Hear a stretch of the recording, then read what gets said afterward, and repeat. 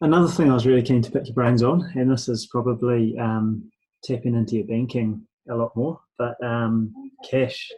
It's very probably obvious to everyone that cash is king at the moment, and that saying's probably never been more Yeah. true. But True. Yeah.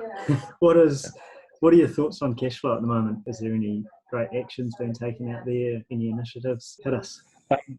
So what I'm seeing across the board there would be that the business owners who are feeling most comfortable are typically those who have had a very, very good look at their costs.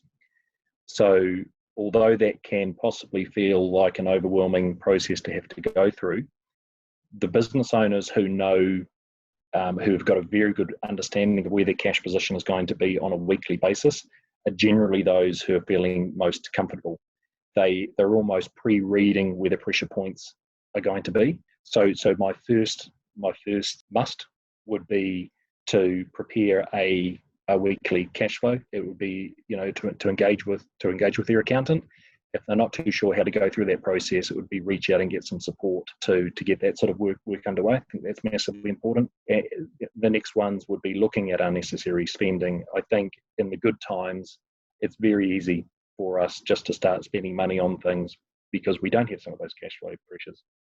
Whereas I think moving forward, certainly for the next 6 to 12 months, we really need to be looking very closely at our costs. And if that cost isn't directly associated with delivering our product or service, there's a strong argument for asking whether or not that dollar still needs to be spent. The third point would be to be engaging with your bank, to be reaching out. If you feel as though you're going to need some support around your cash flow, I would be on to that sooner rather than later.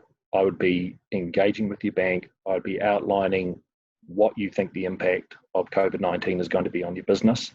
As best you can tell, what does that look like? As best you know, what are you going to be doing to manage some of those demands? I think at this time, bankers will be appreciating that proactivity with clients.